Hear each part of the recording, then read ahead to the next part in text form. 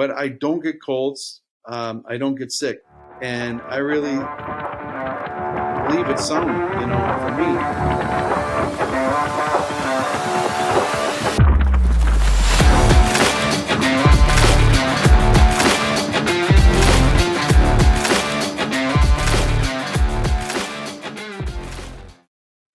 Welcome back to Against the Herd. I'm your co-host, Bruce Horner.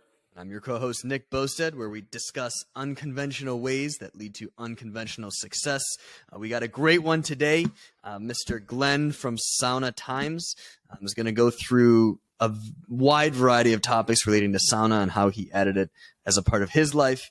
If you haven't listened to it yet, we did a podcast on kind of the facts about sauna, and this episode is a fantastic story of sauna. Couldn't have said it better. We typically keep this short form. This was so damn good, we had to push it to an hour. So we really hope you enjoy this. Nick, let's get into it. Glenn, thank you so much for taking the time to spend with us. We won't spend too much time on how we were able to get here, but through a mutual friend. I'd really love us to just start from the very beginning. I'd love to know a little bit of background, where you're from, and what were you like growing up? Like, did you always have an entrepreneurial spirit? Were you always looking at different ways to I don't know, get a feeling, the same type of feeling that we get from saunas? So yeah, I grew up in Buffalo, New York. I'm an East Coaster, and I moved to Minneapolis in 1988. Between that period, I lived in Europe, and I spent quite a bit of time over there. And one of the more formidable experiences I had is the summer of '85 on an island between Finland and Sweden, rebuilding a house. I've always taken to the trades, to building, to creating and stuff as a not as a career or as an entrepreneur, but just more as a hobby. And so in the crazy the crazy coincidence of things is sauna came into my life in that summer on an island in the Baltic archipelago. And when I felt the real sauna for the first time, it just hit me completely. And it has always been a part of my life since then. I mean, we can share how long that is. What is that? That's 20 something years, 27 years, getting on 30 years almost. And so that's not been my vocation, sauna, to answer your question, Bruce. I've been in the food industry. I worked for Nestle for 20 years, a pretty big position, managing 40 million in sales. And so I was able to do what I call the barbell strategy. And I know a lot of your listeners, maybe young, finding their place in the wellness space, or, trying to look at where their position is in terms of, is this my vocation or is this my passion? And everybody's got an opinion, and I'm only sharing my experience. What worked for me is to keep my vocation separate from my passion. And so, yeah, that's what I did. Wife, a couple of kids, worked a career, but really leaned into sauna as my love, and in many ways, without dollar signs in my eyes. And you have an interesting formula too. I saw it was, I think it's will, info, time over money equals, happiness to the second degree. Yes. I loved when I saw that. That really resonated, and I'm curious. So, Buffalo, New York.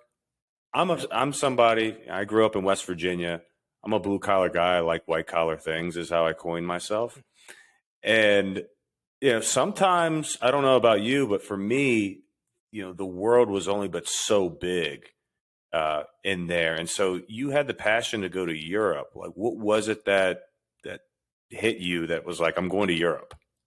Well, I tell you, sometimes in life, the things that give you constraint, really allow you to have opportunities. And the constraint that was put on me was in my sophomore year, or my junior year of high school. My parents moved way out into this really homogeneous suburb, further away from my friends and further from the city of Buffalo, and that I felt very deprived as a high schooler, and I think I just shot myself out of a cannon because I went to college in upstate New York, Ithaca College, and they have a London exchange program, a college, study abroad type deal, and I'm like, get me out of this damn suburb. I'm going to go experience things. So, it's funny when you have a comfortable life and good friends, and you don't do uncomfortable things. But I was living uncomfortable. I was really bored in this suburban life, and college opened things up for me. And then the opportunity to go overseas really opened up things for me. So that's how I got into it. I love that, and I resonate with that a lot. I too, like, born families all from the DC area. Then you send me to West Virginia, and it's like I'm used to bus stops and a bunch of people, and it's like now I have gravel roads. For all the listeners though, let's be clear: people in West Virginia have teeth. All right, I digress. But okay, so you get 1985, and it was really interesting. So you're backpacking with your friend John, and it's in the summer. Mosquitoes are everywhere, and then you get picked up. But one thing that I picked up, and we don't have to go into all the story, which I mean I'd love to, but the one thing that I really picked up was that the sauna, just from the skin, like, was that one thing that you noticed very quickly was with the mosquito bites and how many that you all had being out there? Right on, Bruce. So the story is, like, we were hitchhiking, a couple Americans hitchhiking, and we got picked up by a very sympathetic lady who she was the home ec teacher in this little town in Sweden, and her husband was a dentist, and they took pity on me and John. They could tell that we didn't belong in this road, this secondary road that would we I don't know how we ended up there, but it was rainy. It was a rainy day all day long. All our clothes were wet.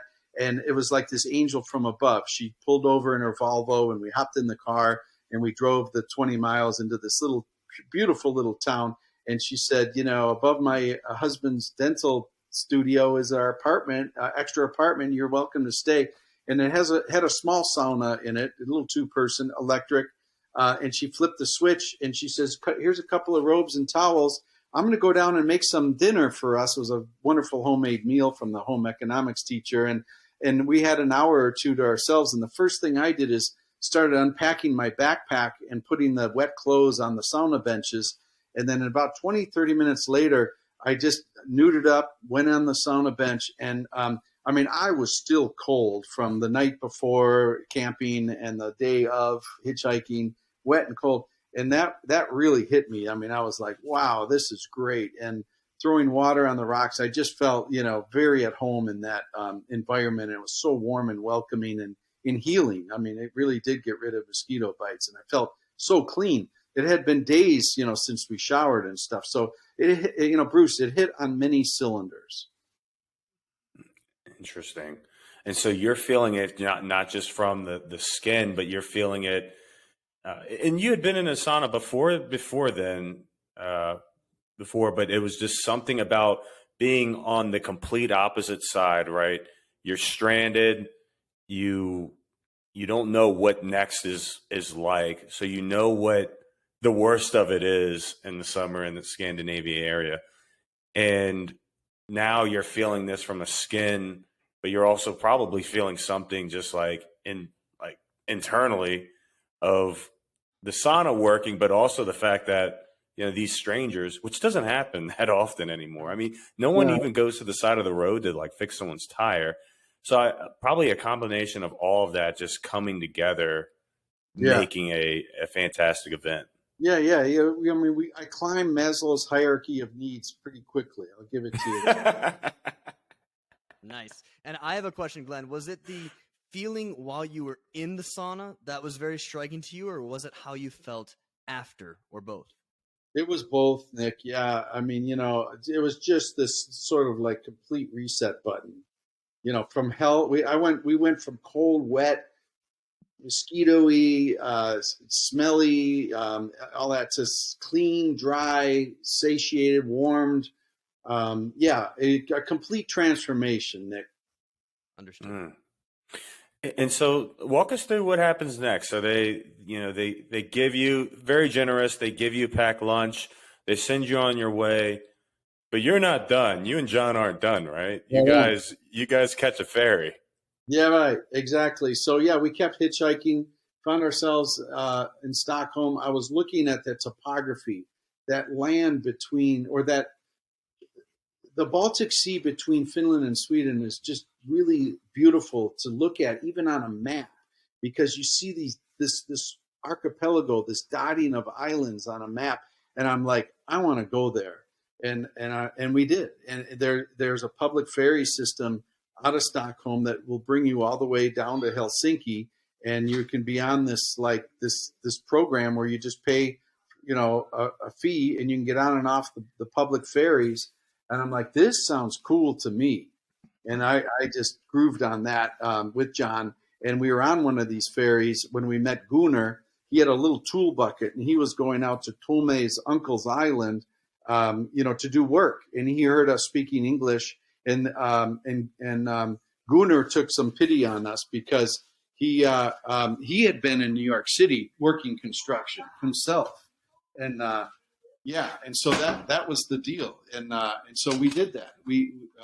He was an ambassador for us, and then that's how I spent the summer with my American friend and Tome and Gunnar. And every night, it was land of the midnight sun, and we'd knock off work and hop into Tome's boat and go to his other uncle's island that had the most gorgeous scene. Like there was this old school cabin on the peninsula in this private little bay with a sauna maybe 100 yards around the cove.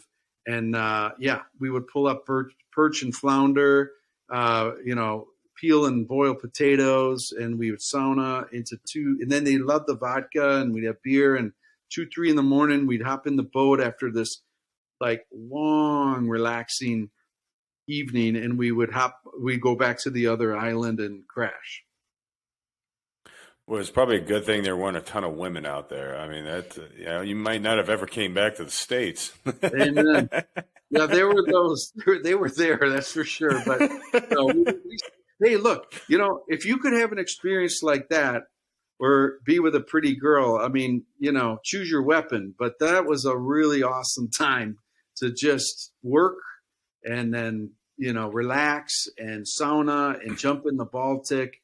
Eat fresh fish. It was pretty magical. That is when men were men. Like those were the glory years. I'm curious on so I personally, I haven't jumped into a sauna. I haven't been in a sauna like drinking or anything like that, but I know that having a beer or two just really relaxes you. Is there a difference that you notice too? Just like having like a drink or two? Obviously, I don't think that you all were hammered. Maybe you were, I don't know. But like, what was that? Do you notice something different in doing that? Well, yeah, there's a lot to your question on that. I mean, I'll bring it up to the modern time. Well, for me, like 2 is the new 3. I used to enjoy, 3 beers for sauna, my sauna sessions. Maybe it's 1, maybe it's 2, maybe it's 0. I mean, it doesn't. It depends how I'm doing at the time. But my good friend Tom, he's with sauna and alcohol. He says it right. He says you got to earn it, and I really believe in that. I mean, sauna, it draws a lot of sweat out of your body, and you really have to watch hydration. I could tell you guys some tips about hydration because I've learned from the pros over in Finland, specifically about hydration and how important that is. But the counterpose to that is when you think about alcohol, like my buddy Tom, he'll crack a beer after round 2 because he's earned it. But my thing is I'll crack a beer typically or often after round 1 and have a sip or 2, and always leave it in the cool down room. Never alcohol in the hot room. It's kind of silly. It gets hot, and you want to earn that. So you want to have that. I like to have that sip or 2 before I go into round 2. It just feels good, tastes good, and then I have a nice cold beer waiting for me after a cold plunge. hey, it works for me. It's this concept of moderation, relaxation. I like the taste of a cold beer. Sometimes maybe it's a mixed drink. Sometimes, like I say, it could be just bubble water, but it's about moderation. And that's what's worked for me for 30 something years. Hell yeah. Fantastic. And before we lose the topic, I would be very curious to hear your hydration tips while we're on the Please. topic. Sure. Okay. Well, and I also sauna with pro athletes, NHL hockey players, and they're very in tune to hydration. I predict, and you will see hydration becoming more significant, and in our lifestyle, right? And it starts at the pro level, the high. These guys are high performing athletes that sweat like crazy every night. So, there's a lot of science that's being put through the pro athlete protocols. You're cramping up and that it's too expensive to take lightly. So it's trickling down from the pro athlete side. But ironically, I got hip to the importance of hydration by sauning in Finland with pros, with serious sauna people. And there is a mineral water from Estonia called Vasa. And I noticed the difference of having mineral water or minerals. And to that point, a lot of bottled water, there's no clinical proof to this right now, but for me, and I'll just speak for me, if I drink a bottled water like Aquafina and all that, I find that dehydrating. I think it's devoid of minerals. And I think what's going to start to come out is drinking this stuff, and this is just me in my experience, but drinking that stuff is a dehydration thing for me. I will have mineral drops and then drink 32 ounces of tap water. I'm in Minneapolis, Minnesota. We actually have very good tap water. And that's my initial sauna protocol. And I'll fill that 32 ounce vessel and drink that through my sauna session, but not we have a reverse osmosis system here in our house. I don't use that. I use tap water because of the minerals. There's magnesium, sodium, potassium, and there's another one. I want to say maybe iron. But this is what the Finns do. They sauna like crazy. They are very conscious of minerals, and I am too. I used to get really tired after sauna in Minneapolis because I was using the reverse osmosis system. But up at our island cabin, I would never get tired with sauna because I was using a filtered lake water system. And so I really got hip to minerals, and that's a big game changer for people that sweat a lot and sauna a lot. I think you're going to see a lot more of this consciousness. Understood. Well, that is a fantastic tip. I'm taking notes because that is certainly fantastic. And then going back to the topic, could you talk a little bit about, you said like the Finns do, bringing a lot of that knowledge to the States and evangelizing saunas in the States. Could you just kind of walk us through that process, what that was like, and the changes you've seen since you started doing it? Well, that's a great question. Yeah, I mean, you picture a country with 5.5 million people and 100,000 lakes and 3 million saunas. This isn't just a multi-generational thing. I mean, this is an ancestral thing that is just taken hold in that region. The Baltic region, sauna is really big as well. But, the Finns, I guess if there's a country that would win the Olympics for sauna, it would most certainly be Finland. And so to spend time over there 30 years ago and all that, and then go back in 2019 for the first time, I mean, it was a long hiatus for me. What really struck me is that the sauna that I remembered from the Baltic is the sauna that I recreated in America. And it's just a really cool concept that there are many Finnish ancestors in the north of Minnesota, and they brought sauna with them. And they brought sauna building and sauna stove building with them. And there's this pocket up there that has really good sauna. And that's the pocket I really settled in for all that time. So it was just so beautiful for me to go back to Finland and I took 50 saunas in 12 days. I was a madman. And one of the ways I was able to do that is the consistency of good heat. I just got energized. And then the minerals, like I'm telling you about, I was just like on a marathon of joy. And that's one of the great things. When you feel good heat, it's all over.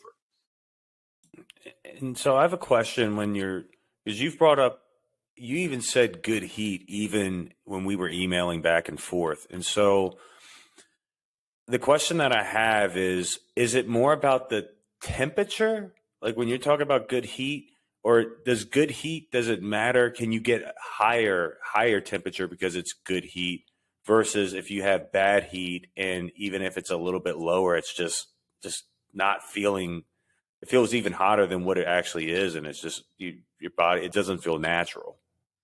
Temperature is only one measure of heat. And this is what a lot of people don't understand, and that's okay. It's like, oh, I like 200 for 20 minutes and all that. So I'm going to get nerdy with you a little bit, but it's all going to make sense here. Okay. We want to talk about a sauna climate, right? And sauna, it's very simple. It's the optimization of heat, steam, and ventilation. And that's all you need to know about good sauna: heat, steam, and ventilation. Okay, heat is temperature is one measurement of heat, but heat is different. Like, if those that are good chefs understand where I'm going with this, because if you heat with a little thin frying pan, your eggs are going to come out a certain way. If you heat with a cast iron frying pan, your eggs come out differently, because there's this thing called conductive heat. Okay, that's a heat transfer mechanism. So the flame heats this cast iron, a pan, and then that heat transfers directly into the eggs, and it cooks the eggs differently. So we have to be cognizant of the three types of heat transfer. There's radiant heat transfer, conductive heat transfer, and convective heat transfer. Okay, so that's heat. So I'll jump right over to ventilation and talk about the third one. Now, convective heat transfer is just about like air movement, like a convection oven heats through air movement, right? So this is the secret of the holy trinity of good sauna: heat, steam, ventilation. Ventilation is the hidden one. You don't see it, and you barely feel it. But when you have that air movement, okay, this is to your point, Bruce, is you could be in 160 with air movement, and it feels like 200 with dead air. Okay, so temperature is a variant, right? So if you're creating good ventilation, not only you're oxygenating the sauna, which is very critical, but that air movement is a different scene. It's a different feel. You want that level of air movement because of the importance. Ventilation just is the importance of the air movement instead of dead air. And then, of course, steam. Steam is like lolu. Lolu is a very spiritual element to sauna. And if you can't throw water on the rocks, you are not experiencing sauna. So that's it. Holy Trinity. Temperature is only one barometer of the climate of sauna. And to be clear, so you're yeah. saying ventilation just being the air moving within the sauna itself, not outside of the sauna. The sauna is its contained climate, ventilation being the air moving within it. Air movement within the hot room. Okay, so where it's lost in translation is that when you think about commercial saunas at health clubs, or even sauna manufacturers in North America, or sauna builders, okay, the concept is we're going to make a room that's hot, and we're going to do everything we can to keep the heat in the room. This is the mindset and wiring, and it's just the fact, right? Like if you're going to hire a contractor to build a wine cellar that's like 40 degrees, you're going to insulate the wine cellar and not allow 40 degrees to get in the house. But that's wrong. That's wrong. With sauna, it's critical to have ventilation. So you have to change the mindset for contractors and the Americanization of sauna. You have to allow for airflow. You have to encourage, and you create this ventilation in the hot room. It's very important. Is there any way for the many people who all they have access to is that health club type sauna to bring ventilation in? Is there any way that they can do that, or does it have to start with the construction? Well, there's a rudimentary way, and it's interesting about Aufguss. Aufguss is a German technique where in the hot room, they'll spin towels around, and it's become an art, and you can create air movement within the hot room with this type of process of and it's cool. I mean, there's a real art, and the Italians are into Aufguss. It's a Central European thing. And in my opinion, this Aufguss sort of came about to help with this problem of commercial saunas not circulating air properly. So, yeah, in a very rudimentary way, spinning a towel around.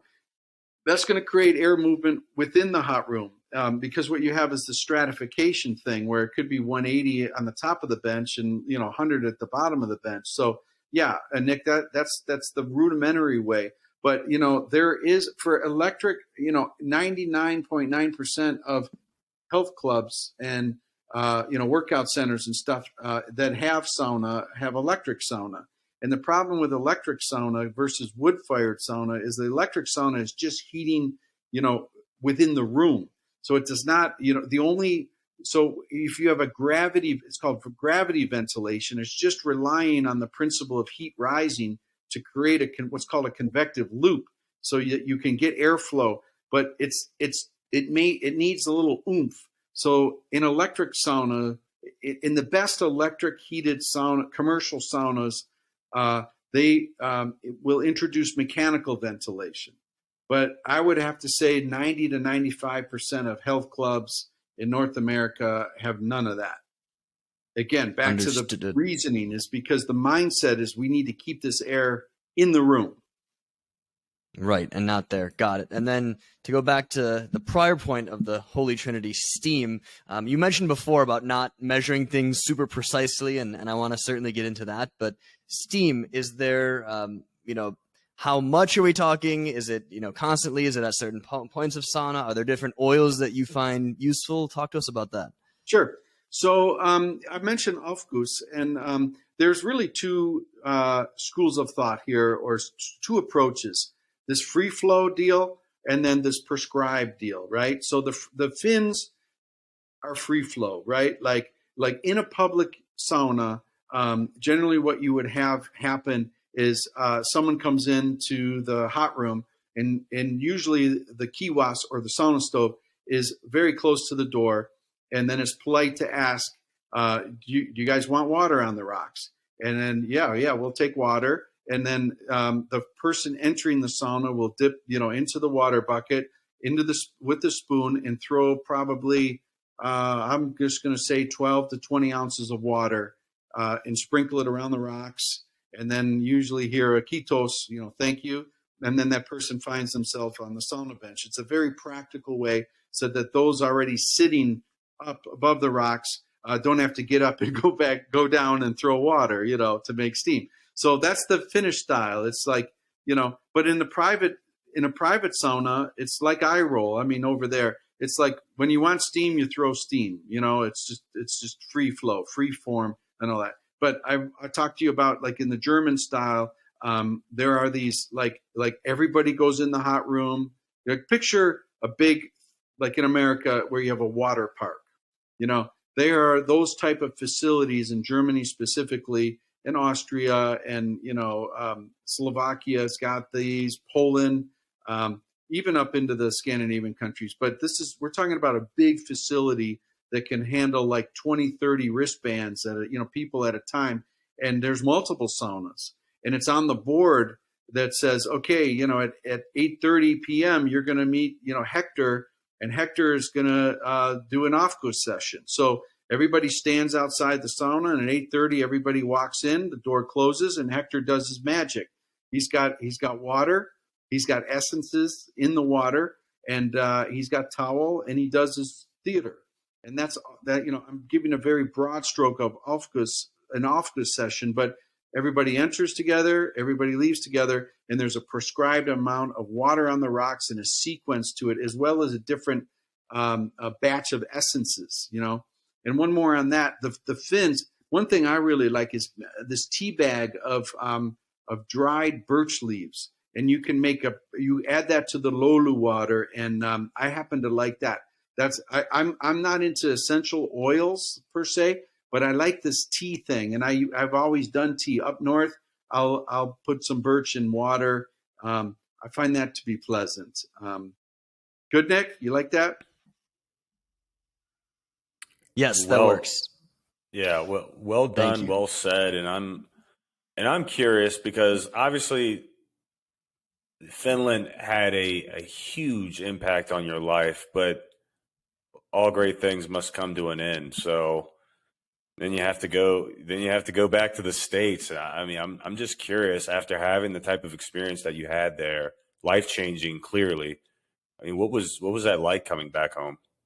I came back not by choice. My sister was getting married, and I remember that day. I remember landing at Newark Airport, and I literally had tears in my eyes because I had such a great experience over there, and yet I knew that my life was going to change. Like the randomness, the backpacking, it had to end. I mean, I'm a college graduate bumming around picking grapes in Germany and doing construction on an island in Finland and all that shit. I mean, you got to get real at some point. But it was a lot of people can have an adjusting period when they go overseas. But my readjustment was really hard to come home.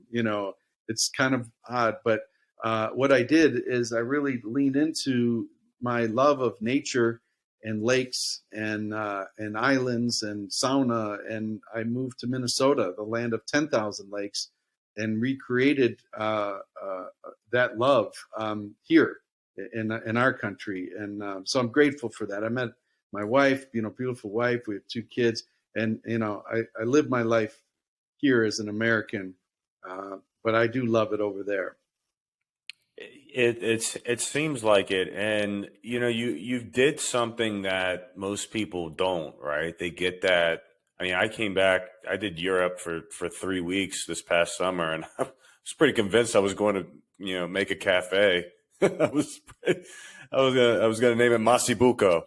Cool. Um, but you get back into the swing of things, and again, my passion for cafes wasn't nearly like your passions for or life changing as the sauna was. But so you get to Minnesota, and what's really interesting is you not only did you got a cabin, but you fucking bought an island, right? 25 grand. Yeah.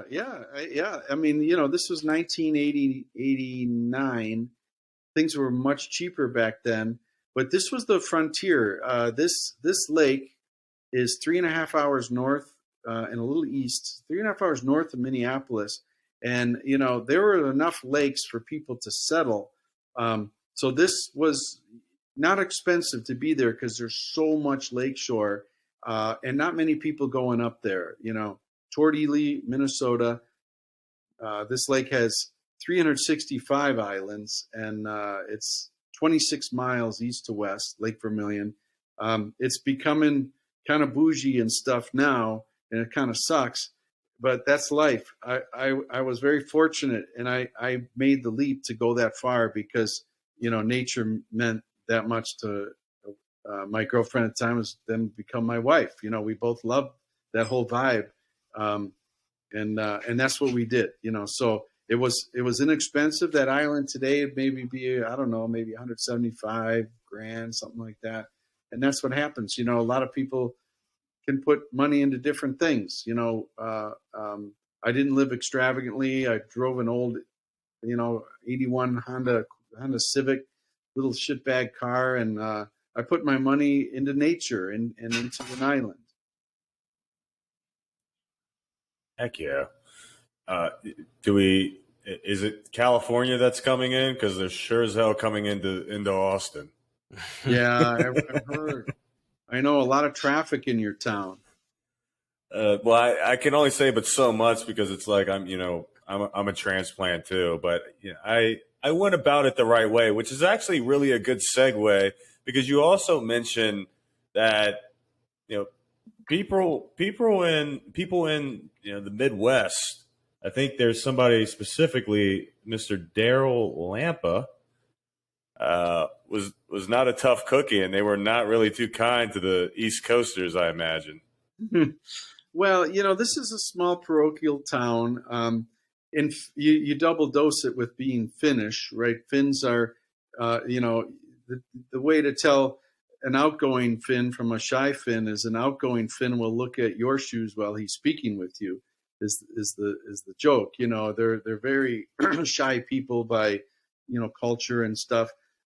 Generally, I mean, it's certain, everything's changing and stuff, but that was the life up there, and with the locals and stuff, and I really loved it.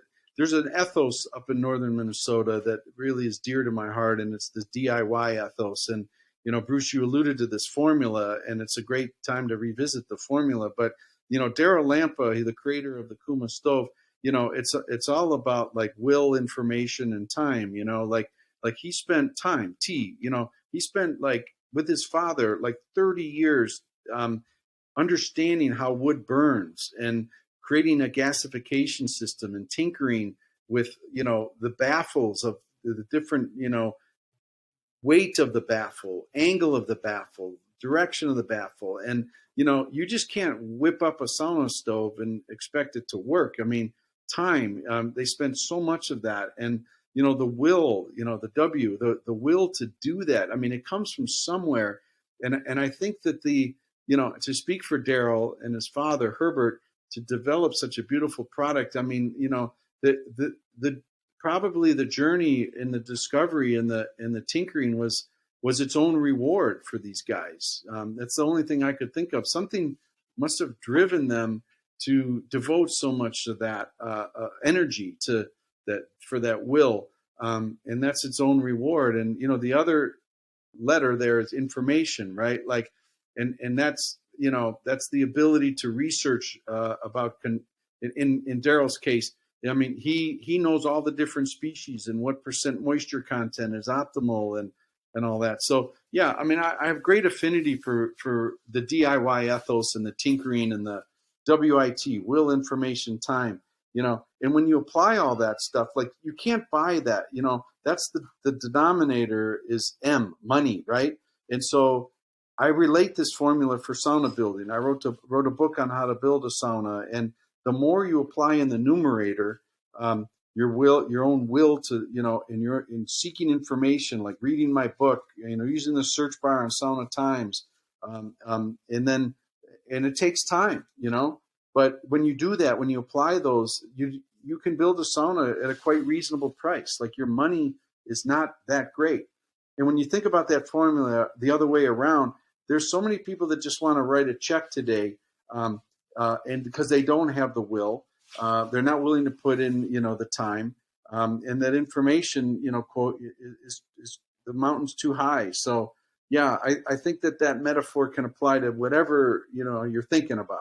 You don't want to go, whittle your own, dining room table, of course, but there's other things you can do to save money. There is. And I think that there's also, there's something to the feeling of accomplishment, and there's something to I don't know, the only thing that I can put it towards is that John helped me with his book, not himself, but his book. It helped me convert my ice chest freezer into a cold plunge. And there's something magical every time I get in that thing. And it's not, it's not like, if you look at it, it's a deep freezer. A deep freezer can only be but so sexy. But so there's this argument about renting or buying, right? Like, do I want to rent? I don't want to deal with, all of the shit to upkeep my house. Well, this pride of ownership is a little bit what you're talking about with your own chest freezer, where you made that happen for yourself, and you should feel a joy and pride of doing that. And that's what I love about John Richter. He's a DIY enthusiast, just like we are. And, it's kind of, he was ahead of his time when you think about these cold plunges out there for $7,000-8,000, and how you can coddle one together, for what did it cost you, Bruce, the whole gig?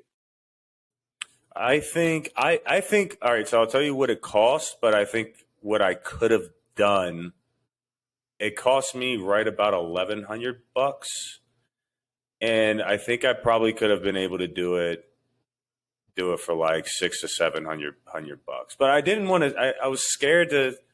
It's kind of like getting a stove, right? You want to make sure that you get the right stove. I wanted to make sure that I got the right chest freezer, Yeah, right and on. so I think that's what it. That's what Good. there's like some things I'm trying to learn of, like not skimping on for lasting effects. So when Um, it comes to sauna building, and I coach hundreds of people on how to build your own sauna and stuff like that. Where what I love about this space specifically is two big things. Like the first one is you can save so much money by building your own sauna and building it right. Okay, and then you can take a fraction of the money you saved and apply it to something that matters. Like the most important thing that matters is your sauna stove. So it's ironic in a way that most frugal guys build their own saunas, and they're the ones that invest the most into their uh, best sauna stove. And so that to me is like a really cool reward. Like you've earned that by saving so much money. So invest in the best, and they make DIY guys make the best heat. Because they generally apply the money where it counts. And the second thing, it, which you touched on it, is just this feeling of identity. This this wonderful like, and so you say it's different than a chest freezer. A sauna is a personality, and every sauna has its own soul. And when you get into this, you start to, and I really encourage people to feel it, like I get a lot of drawings, what do you think of this design, this design? I've seen them all. And they're like, should I put this bench at 22 inches or this at 24 inches? And I'm like, just get your stove in there, get your walls going, and then just start to sauna. And then everything, like the sauna building journey need not have to end or not have to be prescribed by a blueprint. You can kind of create your own vibe, and that's another reward. It's a very artistic process if you allow it to be. yeah, I was going to say, and I felt like that was a nice segue into start shitting on some bad stoves. I don't want We, to. I don't want to rob you. I don't want to rob you of shitting on some bad No, stoves. well, that, and I'm also curious. Cost. We've mentioned money, so again, we can shut on the bad stoves, but also like rough costs that would give people an idea of what it would take to build one. I'm very curious about that too. yeah, yeah. I joke with my wife that whenever I want to know what something costs, I'll get a number in my head, and I'm usually like halfway there. Like digging an egress window. Oh, that's got to be about maybe $800. Well, invariably it's 1,600. So a lot of this is COVID related. A lot of this is my age related. But pre-COVID, you're talking about maybe for like a DIY 7,600. I would say you're looking at about 10K. Like, and I know 7,600 because there's a podcast. Sauna Talk is my podcast, and Steve Friedrichs was um, on my show, and we were just reviewing his numbers, sitting on his sauna bench right after he built. He spent like 2,600 to hire a shed company to build an 8x12 structure. He spent like 2,500 at the day to build or to buy his sauna stove, and about $800, for tongue and groove cedar, and then just installation and incidentals. So that was all pre-COVID. I would say, Nick, you're looking at maybe 11K. I'm just throwing a number at you. If you had 11K, you could probably DIY a really decent sauna with a kick-ass sauna stove, and any Finn exiting your hot room would do so with a smile on their face. Yeah, I love it. that's And then for reputation. those who, so that's obviously a big jump. For those who only have access to the health club type saunas, how would you recommend that they optimize their experience in those? So what I think there's two levels to that. The first is dealing with what is, and and then the second part is dealing what you can help create. Okay, so dealing what is in a tough spot. I think bringing the towel in and swinging it around is great. Chances are they're going to have a sign on there: "Don't throw water on the rocks," and that sucks because without steam, it's not a sauna, right? And the reason why that sign exists is propaganda. They think this sauna is going to start on fire. which is complete idiocy. All sauna stoves are with rocks are made to take water on those rocks. It's what sauna is. So, the second part is to see what you can do. It would be nice if you, if you were, a member of this health club, is if you could kind of gather a few fellow like-minded aficionados and gently get to the powers that be at this facility and say, look, I know you're not supposed to have sauna on the rocks because the sign says that, but really, I'm better educated about this. I listen to Glenn at Sauna Times. Every sauna in Finland, you can throw water on there. Not that you just can, you do. Can we have like a sauna night, and just baby step this thing? Because unfortunately, it's the lowest common denominator. Like in a health club, some Yahoo, ringed out his bathing suit on the sauna rocks or who knows what, and now we all have to pay. So I would work on what is, swinging a towel around, a little clandestine water, if you can, throw it on the rocks, and you can get a better experience. Get up on the upper bench. That's the best you can do. But hopefully you could get a little bit better. And if you could get some good engagement from the health club proprietor, who knows? Maybe you could actually create something that's real. Yeah. And you've talked about this earlier in this episode, was rounds. And I'm curious, how do you recommend someone to start who's not usually hitting the sauna, as regularly as they want to? Great. And then where are you at? I'm curious. Okay, so we'll start with the first part. So those new to sauna that want to get into it, right? I would say, one of the things I love about sauna is that it's an opportunity to really get to know yourself, get to know your tolerances, what makes you comfortable. There's no harm in being a low bench Larry, steam. If you can get this going, if you can get steam going, you're going to open up better experience. So you got to get that going. You got to get heat, steam, ventilation working for you. You start on the upper bench, throw water, get a good round of steam, feel it, listen to your core, not your skin. You can take more than you think, but you don't want to freak yourself out, right? Like if you're feeling a little lightheaded, a little dizzy, go to the low bench. A good sauna round is one in which your entire core, your entire body is heated thoroughly and evenly. It's tricky to do in a shitty sauna, but if you have a good sauna, your road to enjoyment and understanding of the principles are going to be much more aligned and better. So when you feel too hot, you just leave. And this is really where things are more significant.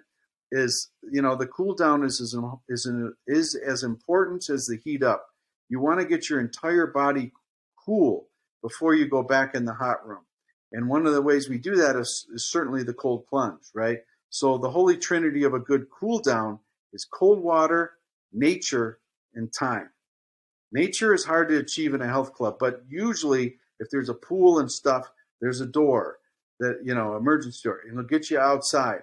It's so important to get fresh air and oxygen and nature. And when you're in that environment, it's just awesome. And we talked about a beer earlier, right? If you did a nice cool down, either a cold plunge, jump in a lake optimally, or a cold shower, you got to get cold water. Then you get out in nature and crack a beer if you can and just chill out, or cold water to drink, or a bubble water or a kombucha, and just be in that moment and enjoy it, because that's where your body starts to equalize. All of this vasoconstriction, vasodilation of your blood cells, your circulation, your heart rate does great things. You could get 120, 130, even 140 beats per minute in the hot room. And then when you're sitting in a cold plunge, that can go down into the 80s, like 60 beats per minute even. I mean, it's insane. The heart rate variability thing. And it's awesome. I mean, your endorphins are just like on fire in a beautiful way when you have a good climate, And so that's the gig, man. You go heat, steam, ventilation, and heat, and you're hot, and then, cold water, nature, and time to equalize. Wow, that was perfect. I was wanting to ask you about, contrast therapy as it's known, and that is fantastic. Because in my opinion, we've seen a huge, surge of both cold plunge and sauna, but I haven't seen as much, at least from the research side or anecdotally, of contrast therapy. And so that sounds like, so for you, you've helped many, many people build sauna. How many of them also have cold plunges at the same time? Is that getting to be more common now, or where does that stand? So, what's funny about that, in Finland, cold water is always a part of sauna. It's just like, it's what it is. And in America, it's funny. A lot of people are coming to sauna through the cold, the cold exposure thing and all the Instagram and cold plunge tanks and all of that noise. Okay, that's great. But Wim Hof's been on my podcast, and we joke. It's like with sauna and cold plunge, 1 + 1 = 3. It's just the way it is. It's like peanut butter and jelly. They go so well in as a process, this contrast therapy. And so, yeah, it's driving more awareness of sauna, this cold plunge thing. But in Europe, the cold is always a part of sauna. Fantastic. And I was also hoping you could touch on, we nerded out on our sauna specific podcast about some of the biological mechanisms, why it's great, heat shock proteins and all of that stuff. But I was just curious from you, from an anecdotal perspective, either yourself or people you've built saunas with or heard of, some of the health benefits that you've seen or experienced. I love the question because anecdotal is irrefutable, right? Like you can't argue with somebody's experience, but we want clinical proof for everything. And I'll touch upon that secondarily, but we'll talk anecdotally first. For me, on a personal level, I've been sauning, 30 years and I don't get sick. I got COVID. It sucked, but it was, 3-5 days. I got the mental thing. I'm still recovering. I don't know, maybe it's my age, maybe it's COVID, but that brain fog shit was real and that sucked. But I don't get colds. I don't get sick. And I really believe it's sauna, for me. I'm not afraid of the cold. And so I think my tolerance is really strong, and that hard nature gives me this fortitude that allows me to be very strong and healthy within my own self. I know my body very well. I know where my limits are. And that's strength, a strength through contrast therapy I sleep great. That's one of the things anecdotally that everybody will notice, most everybody. And it has to do with this idea of, I mentioned about heart rate variability. It's a form of mild exercise on the physical sense, but there's a real emotional, psychological benefit to sauna about just being able to chill out with friends, have a laugh, have a beer if we want a beer. Just the mental benefit of that escape, that leave your cell phone behind, and just you go on a journey.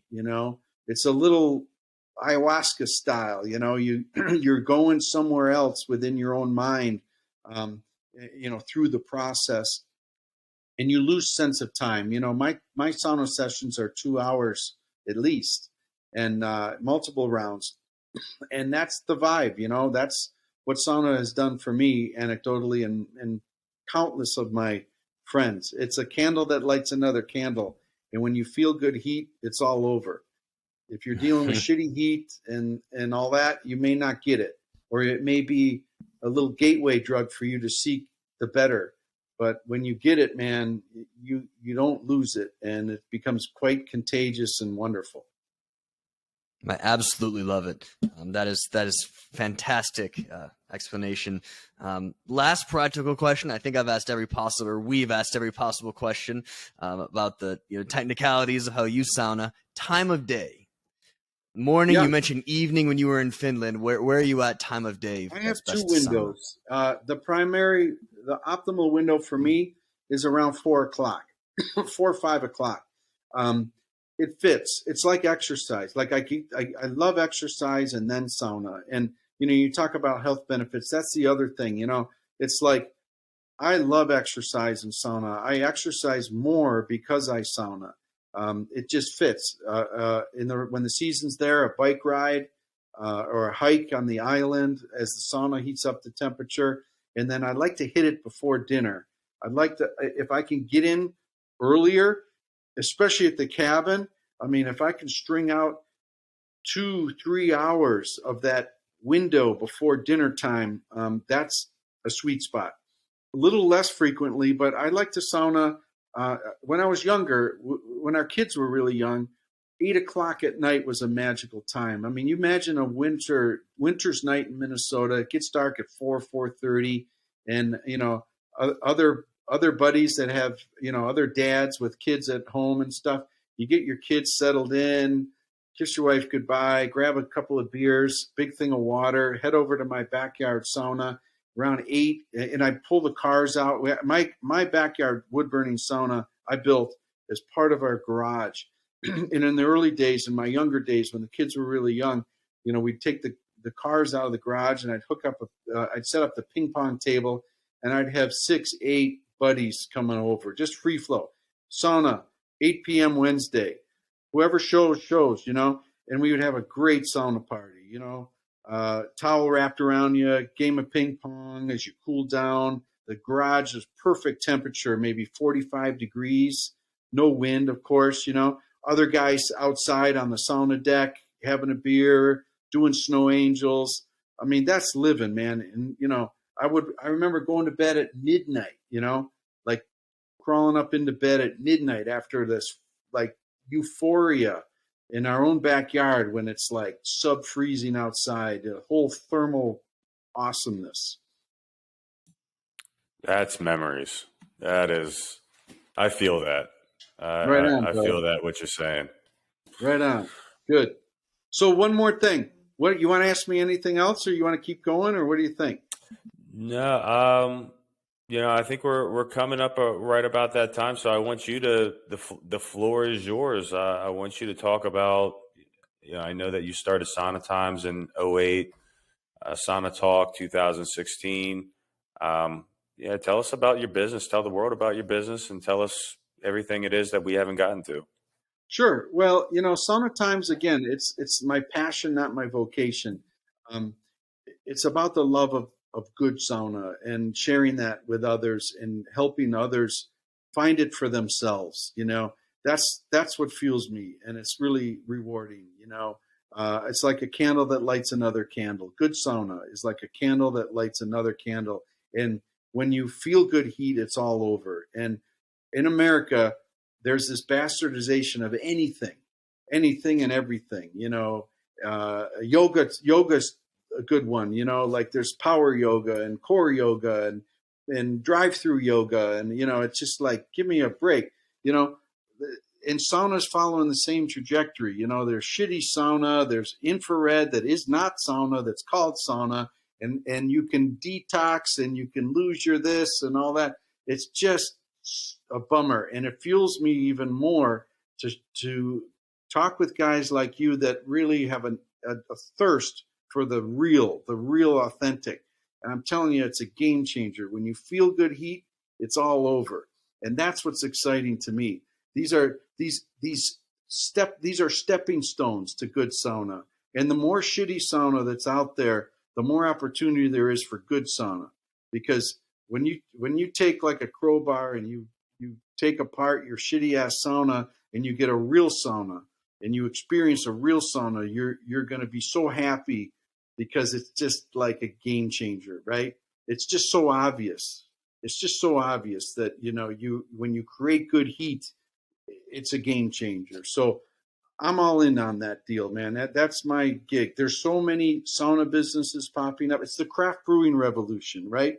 Like, this country used to have shitty beer, and you could maybe get Heineken, and that was from from the Netherlands, and Beck's from Germany and stuff. That was it. And then these guys started making beer, and then they started giving beer to their friends, and this craft brewing thing started just like sauna is today. These impassionate saunapreneurs are starting sauna businesses and bringing good heat to their community because there's shitty heat at health clubs. And that's what I love. I love the saunapreneur movement that's creating good heat and sharing it with others. And that's what's happening right under our nose right now. I feel like now after this conversation, I can never go back to Natty Light. That's it, man. If you like that, there's a lot of people that like shitty beer, right? And that's okay. But man, it's so fun to find people that love good sauna. They're good people. I've met only one or two dickheads in this whole space, but thousands of really cool people that really have the great values, really good values of their health and their consciousness and caring for others. And I've met so many great people through sauna. It just keeps fueling me, man. I'm just really grateful that sauna found me and I'm able to help others with it. I mean, we're certainly grateful that, we've had this opportunity. And so you mentioned your book, and again, I can say this because I know with John Richter, who you've had on your podcast, and his book helped me immensely in building that. Your book, they can find this on Sauna Talk. Where else? Like where can they find your business? Where can they find what it is that you're consulting? Where can they find all this? Yeah, just go to saunatimes.com and start clicking around. My book is on there. I do consultations. I have partners that build kick-ass saunas. Yeah, man, it's all there. Saunatimes.com. And with your consultations, can you just do a quick, what all does that come with so the viewers know? So there's a lot of people that are kind of lost in the weeds. Like, do I want to check? Do I just want to write a check and get a sauna? Do I want to do this sauna build thing? They'll go through my book. They'll understand the process, and they want to do it right. And it's a couple $100, and I guide them through. I ask some very poignant questions. I've done this enough that I can distill it pretty quickly and give some direction, guidance, and that's a great thing. And I don't do it to make a shit ton of money. I do it because many people contact me, and I just need to funnel it for my own sanity because I can easily lose track. Like, where are you again, and what is your project? And it can get a little overwhelming, but I do my best to try to help. So that's what that consultation's about. Glenn, I think obviously I think I speak for Nick, but this, blew my expectations completely out of the water. I knew this was going to be an awesome podcast. This was a fucking fantastic podcast. I was going to say, I knew my father's name is Glenn with 2 N's, as is my middle name, so I had no doubt. But yeah, we really appreciate it. We don't trust a Glenn with 1 N and a mustache. No sir. Well, listen, you guys, if you want to, come to Minnesota. Come to Minnesota, in spring and fall. Those are great sauna times when the water's fucking cold. And you'll get it, man. And a lot of people are getting it. I've enjoyed my time with you guys. You fired me up. I'm easily fired up with Sauna Talk. And so I've enjoyed my visit with you boys. And again, come to Minnesota and we'll jump in the lake and get on the bench. All right. I'm looking forward to that. That's a wrap for us. And thank you, Glenn, for going against the herd. All right.